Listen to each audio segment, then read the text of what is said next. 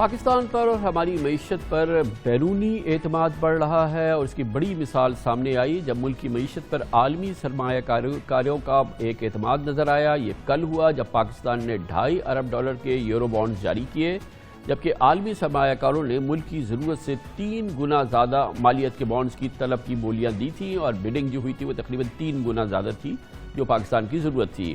عمران خان حکومت میں international capital market سے پاکستان کو 5 سال سے 30 سال تک کے لیے بانڈز کی یہ پہلی ٹرانزیکشن تھی اور یہ پاکستان میں تقریباً 4 سال بعد یہ ٹرانزیکشن ہوئی ہے۔ اس میں عالمی سرمایہ کاروں نے توقعات سے زیادہ دلچسپی لی اور اب بہت جلد اطلاعات یہ ہے کہ پاکستان $1.5 ارب کے سکوک بانڈز بھی جاری کرنے جا رہا ہے۔ $1 ارب کے 5 سالہ بانڈز کی 6% ریٹ پر اور $1 ارب کے 10 سالہ بانڈ پر 7.37 اور $50 کروڑ کے 30 سالہ بانڈز پر 8.87% ریٹ جاری کیے گئے۔ عالمی سرمایہ کاروں کے بھرپور رد عمل سے بانڈز پر ریٹرنز کم کرنے میں مدد ملی ہے۔ خاص طور پہ 30 سالہ طویل مدتی بانڈز عالمی سرمایہ کاروں کے پاکستان کے بہتر معاشی مستقبل یعنی کہ ہمارے فیوچر پر بھرپور اعتماد کا اظہار ہیں۔ جہاں تک یورو بانڈز کی بات ہے تو جو ہمیں پہلے ایسٹیمیٹس دیے گئے تھے سنڈیکیٹ کی طرف سے کہ آپ کو جو ریٹ ملے گا ہمیں اس سے بہتر ریٹ ملا۔ $2.5 ارب کا ہم نے جو بانڈ ریز کیا تھا اس میں ہمیں بہت زیادہ کامیابی ملی ہے۔ اس $2.5 ارب کے بانڈ کے اگینسٹ جو ہمیں بڈز آئیں وہ $5 ارب سے زیادہ کی تھیں، یعنی 100% سے زیادہ کی سبسکرپشن تھی اور اس کی ہمیں کمپیٹیٹیو پرائسنگ بھی ملی۔ اسی دن جو دوسرے ممالک بھی بانڈ فلوٹ کر رہے تھے ان سے ہمیں بہتر قیمتیں ملی۔ دراصل FATF نے پاکستان کے اقدامات پر اطمینان کا اظہار کیا ہے۔ IMF بھی ملک کی معیشت پر مطمئن ہے اور کل ہی IMF سے پاکستان کو $500 ملین کی قسط بھی مل گئی تھی۔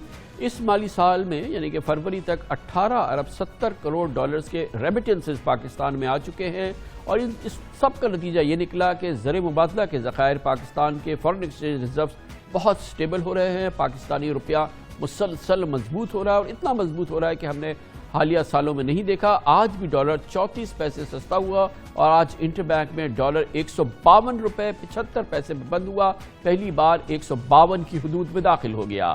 آج ایک موقع پہ ڈالر کی $151.75 بھی ٹریڈ ہوئی ہے اور ڈالر کی قدر مسلسل کمی کے بعد پاکستان میں 2 سال کی کم ترین سطح پر آ چکی ہے، جبکہ اس وقت ہمارے فارن ایکسچینج ریزروز 6 سال کی بلند ترین سطح پر تقریباً $23 ارب 50 کروڑ ہیں۔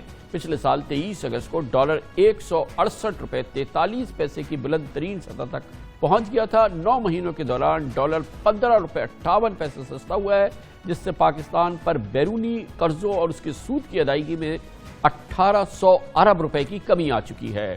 ڈالر سستا ہونے سے پاکستان کی امپورٹس خاص طور پر پیٹرولیم مصنوعات کی قیمتوں میں کمی ہوئی ہے اور اس کا نتیجہ نظر آیا۔ آج ڈیزل کی قیمتوں میں $3 لیٹر اور پیٹرول کی قیمت میں $1.5 لیٹر سستا کرنے کی اطلاع نئے عبوری وزیر خزانہ حماد اظہر نے دی۔ اہم بات یہ بھی ہے کہ پاکستان 80% دالیں اور کوکنگ آئل بھی امپورٹ کرتا ہے۔ روپیہ مستحکم ہونے سے غذائی اجناس کی ان قیمتوں میں بھی کمی ہوگی، مگر سب سے اہم معاملہ یہ ہے کہ کل سے اب تک پاکستان کی بین الاقوامی ساکھ معیشت کے حوالے سے اور ملک میں سرمایہ کاری کے حوالے سے بہت مستحکم ہوئی ہے۔ اس کی مزید تفصیلات حاصل کرتے ہیں لنڈن جائیں گے، جہاں پہ ہمارے ساتھ موجود ہیں doctor Salman Ahmed, global head ہے میکرو فیڈیلٹی انٹرنیشنل کے اور پاکستان کے نامور انویسٹمنٹ بینکر ہیں۔ بہت بہت شکریہ ڈاکٹر صاحب، آپ نے ہمیں جوائن کیا ہے۔ ہمارے ایک عام پاکستانی ویور کو بتائیے کہ کل جس طرح سے یہ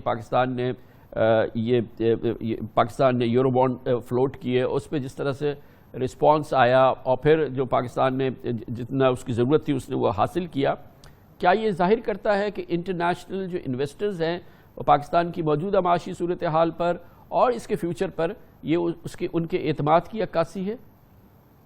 السلام علیکم کام صاحب، ایک تھوڑا سا کانٹیکسٹ پیش کروں گا کہ پاکستان نے ایکسیس کی ہے بانڈ مارکیٹ۔ آپ نے پوائنٹ آؤٹ کیا لاسٹ کچھ ہفتوں سے گلوبل بانڈ مارکیٹس میں والیٹیلیٹی کافی زیادہ تھی، so there was a concern کہ going into the bond issuance کہ that volatility can be very negative, but that didn't turn out to be the case as you rightly pointed out. ایک تو ابو expectations raise ہوا، initial guidance بھی سے بھی بہتر پرائسنگ آئی at the end of the day, اور ایک اور پوائنٹ میں نوٹ کروں گا کہ کل گلوبلی مارکیٹس میں بھی پریشر تھا. So US bond market was under pressure. That is very important because this is a US dollar bond issuance. So within that context, in my view, it was a solid performance. تو doctor صاحب also backdrop of so recently. یقیناً یہ فرمائیے گا کہ جو شرح سود جو ہم ریٹرن اس پہ آفر کر رہے ہیں یہ کمپٹیٹیو ریٹس ہوتے ہیں اور کس طرح سے ڈٹرمن ہوتا ہے؟ مثال کے طور پہ میں ایک پاکستانی کی حیثیت سے جاننا چاہوں کہ کیا ہم نے جو بیسٹ ریٹ ہمارے لیے ہو سکتے تھے یعنی کہ کم سے کم ریٹ ہو ہم نے وہی ریٹس آفر کیے اور وہ پھر لوگوں نے اس کو ایبزارب کیا اس کو ایکسیپٹ کیا ہے. Did we get the best deal? Khan sahib اس کے لیے you have to remember that Pakistan کی کریڈٹ ریٹنگ B- ہے. تو ود ان دیٹ کانٹیکسٹ وہ ایک اسپریڈ مارکیٹ اس پہ پرائسنگ کرتا ہے اور اس میں کافی زیادہ فیکٹرز انوالوڈ ہوتے ہیں جو کہ پاکستانی اسپیسیفک فیکٹرز بھی ہیں اور گلوبل فیکٹرز بھی ہیں کیونکہ یہ ڈالر ایشوئنس ہے. So within those two context اگر آئی تھنک آپ کو جو ریٹ پاکستان کو ملا ہے وہ ایک اچھا ریٹ ہے. آج بھی بانڈ میں ریلی ہوئی ہے but over all emerging markets جو ہیں وہ ریلی کر رہی ہیں. سو وہ بانڈ پاکستان نے جو ایشو کل کیا تھا وہ انکریز ہوا ہے ویلیو میں اور ییلڈ تھوڑی کم ہو گئی ہے but over all global sentiment بھی میٹر کرتا ہے. So with in all those factors I think this is a competitive rate or it could have been worse but I think that didn't turn out to be the case.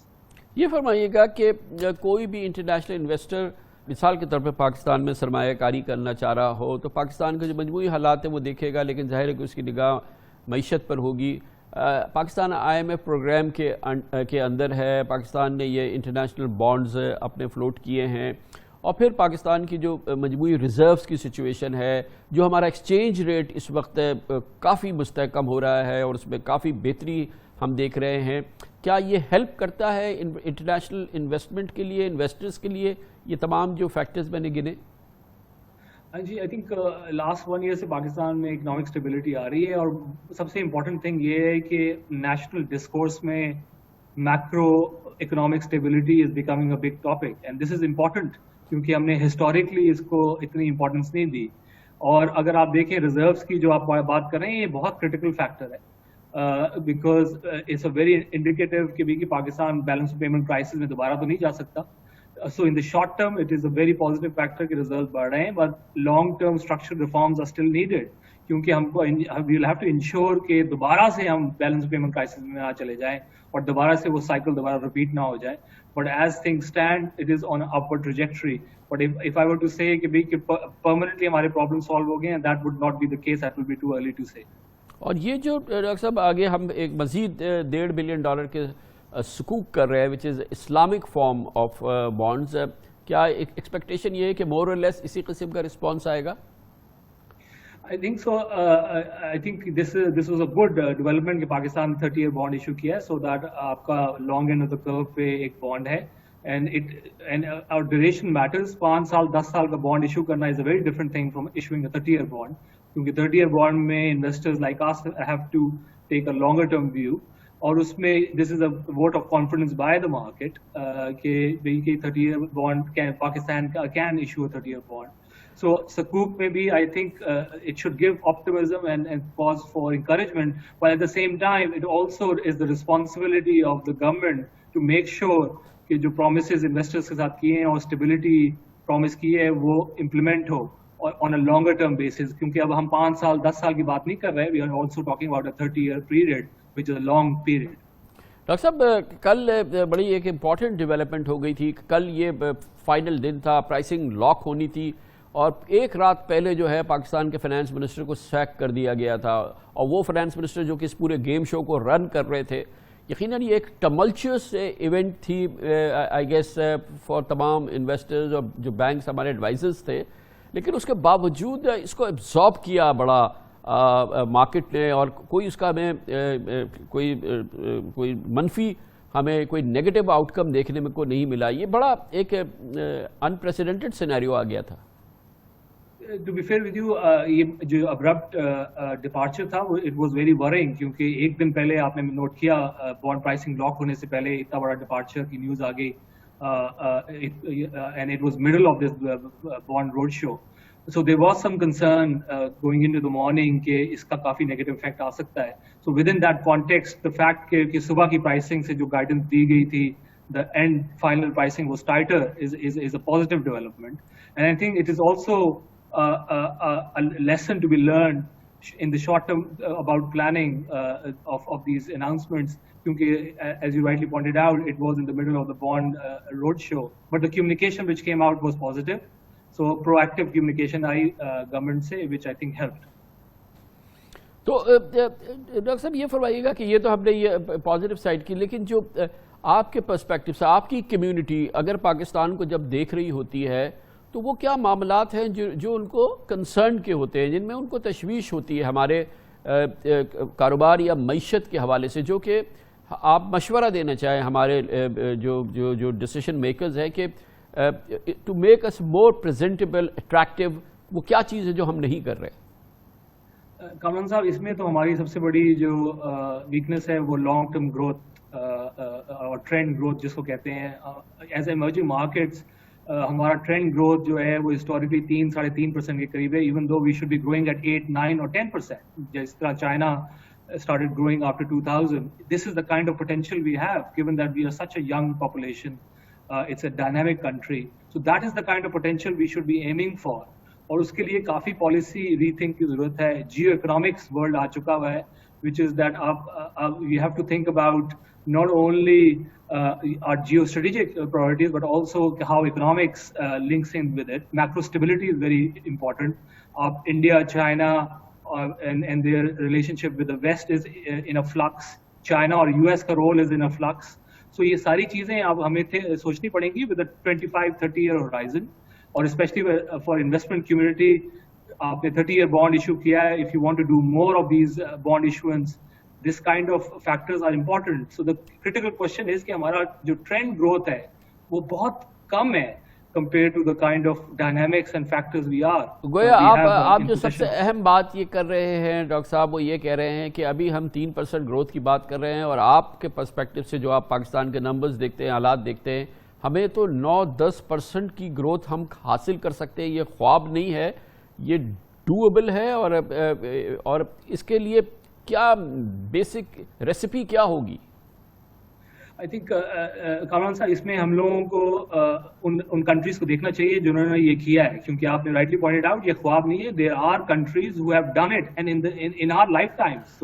پچھلے 20 سالوں میں China has done it, India manage to do it to a certain extent, Bangladesh is now doing it, Vietnam is starting to do that. ہمیں ان سے lesson learn کرنے چاہیے کہ کیا کس قسم کی پالیسی اسٹیبلٹی, کس قسم کی پالیسی فار ایگزامپل مثال کے طور پہ, اور سیکنڈلی پرائیویٹ سیکٹر کا کیا رول ہے.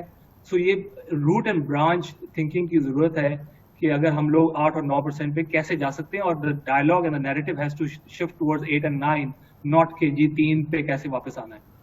اور اس کے لیے کیا ریسیپی کیا ہے, وہ کیا کرٹیکل چیزیں ہیں جو کہ وی مسٹ ڈو اور جلدی سے کریں؟ آئی تھنک اس میں 3 چیزیں نوٹ کروں گا Kamran sahib. There are long horizon things, یہ امیڈیٹ شارٹ فکسز نہیں ہیں. ایک تو ہم لوگوں کو سوچنا چاہیے کہ چائنا کی رائز اور چائنا کا کنزیومر کی جو رائز ہونی ہے, as China gets richer, how is Pakistan being ally to China and being its neighbour can economically benefit from it. So ہمارے نیبرنگ کنٹری میں ایک سپر پاور ایمرج کر رہی ہے economically, and that we need to figure out how we can benefit from that. And I think the CPEC corridor is just one part of the answer, it is not the complete answer.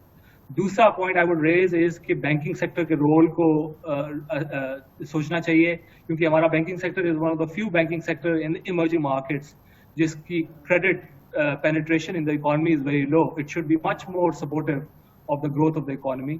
اور تیسری چیز میں high light کروں گا جو کہ debate already start ہو چکی ہوئی ہے, which is a positive development, کہ سینٹرل بینک اسپیسیفک کا کیا رول ہے, which is whether it's inflation targeting. If it is done, I think implementation has to be solid as well. Just by saying that we want to do inflation targeting is not enough. Implementation has to be quality implementation, and it has to be backed by credibility. And I think all those things can help us to make this quantum leap or big jump towards thinking about 8 to 9% growth. Thank you so much, बहुत बहुत शुक्रिया जनाब doctor Salman Ahmad London से हमारे साथ मौजूद थे, global head macro Fidelity international. Corona virus